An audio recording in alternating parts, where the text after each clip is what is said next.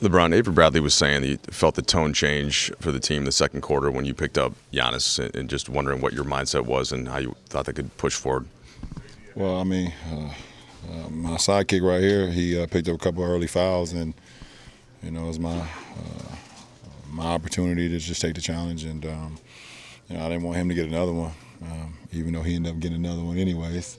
But just taking the challenge, man, and taking the responsibility, defensive end, and that's what it all came down to. We know you have the point guard role on the team now, and you're leading the league in assists, but the team is now 20-0 when you score at least 30. Is there anything about just being aggressive and how you've seen that filter out in different games? No, it's just it's all just predicated on how the defenses guard me or what I see throughout the course of the game. I don't never predetermine what I'm gonna do. Take the gaps when they're there. If I get a double team, try to find the right man and not turn the ball over and kind of read and react. Is there anything that you guys take away from this, just given how well Milwaukee's played throughout the season? Anything that you might learn that you didn't know already at this point of the season? No, we learn from every game that we've played this year, both wins and losses. You got to have a growth mindset, and you got to be able to grow in losses and be able to grow in wins as well, and see things that you could have done better, things that you did well, or you can apply to the next game and things of that nature. So there's always a growth mindset for our ball club. Building on the idea of you guarding Giannis tonight, Chris Paul did an interview a couple weeks ago. He's a friend of yours, and he said that guys don't guard the other guy in the league today. How much truth is there to that? Obviously, in tonight's circumstance, that's not true. And if it is true, why don't we see it more often?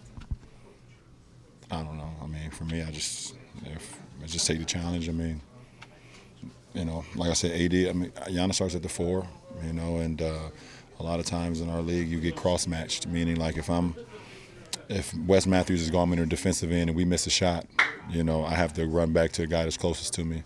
You get cross-matched if he's trying to run across the floor and trying to take a matchup. But, what allowed me to kind of switch the matchup tonight was that, like I said, my all-star picked up 2 early fouls, and I couldn't afford him to get another foul because Giannis was he went downhill a couple of times and got AD, out of position. But just taking the challenge and understanding that if I take the challenge, then the rest of us will take the challenge as well. We all did that. It wasn't just me. Right. How much preparation did you do going in for the potential of guarding Giannis? Same prep I do every game. I watch film on the opposing team. I watch their last 2 games on the way in here. Take me about an hour and 15 to get here on the game day. So it allowed me to kind of lock in on what they do best. But there's not any more preparation than I do for any ball club or any individual. Just always trying to have myself in position where if the matchup occurs, then I'm always ready for it because I'm prepared. LeBron, you're talking about the idea of taking on the challenge of defending Giannis, but when he was going up against you defensively, how are you approaching him in those circumstances? When Giannis was defending you on different plays, how are you approaching that matchup on the offensive end? The same way I approach any matchup. Don't predetermine what I'm going to do offensively. If I have a one-on-one matchup, I try to exploit that, be aggressive. If a double come, then I know I got a 4-on-3 on the backside. Try not to turn the ball over and get a good shot. Milwaukee's been leading the league in paint points against this season. I think around 38. Now you were, I want to say, 9 for 9 in the paint. Was there anything you noticed about their coverages where you were able to get to the basket so often and finish? Well, it starts with our bigs. Our bigs did a great job of screening. Trying to alleviate pressure on the ball for me and my defender. And then once I just kind of see a crack in the defense, I just try to read and react. And get into the lane. If I had a couple of times I got into the lane, they brought 2 to the ball. I was able to find AD on the lob. I was able to find JaVale on the dump off. He was able to, make the layup. And then a couple of times I was able to find a lane for myself, and just being aggressive. LeBron, this is just 2 games, but how big is this weekend for you guys? Milwaukee tonight, Clippers on Sunday, just to kind of see where you guys are at. I don't think we need a weekend to see where we are. We know who we are, but it's great competition. And to have an opportunity to compete at a high level versus some of the great teams that we have in our league, that's fun and that's exciting.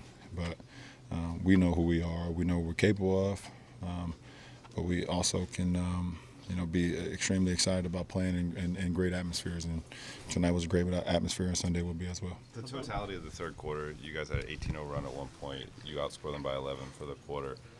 They have the best record in the NBA. Did you guys as a group in some ways reach a level that you haven't maybe gotten to yet this year? I don't know. That's for you guys to talk about. That's for you guys to talk about. Our coaching staff put a great game plan together. We just try to execute that, try to not make no mistakes.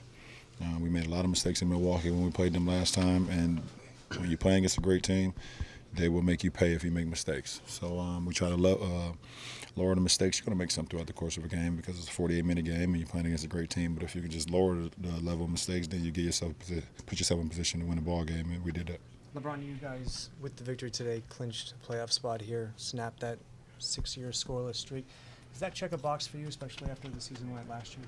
Yeah, for sure. I mean, I came here to put this team and put this franchise back where they needed to be. The league is not what it is if the Lakers are not winning.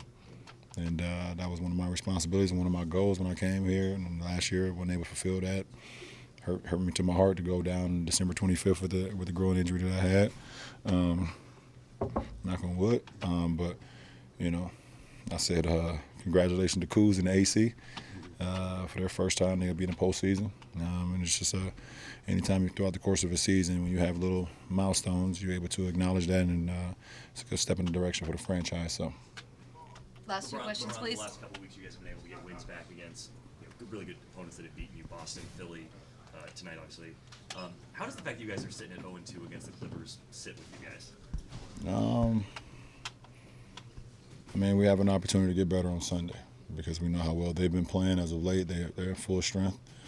We're in full strength, and we look forward to the challenge to see how we can match up with them again. The first game, we kind of threw that game out the window. It's the first game of the season. Who were we? Who were they?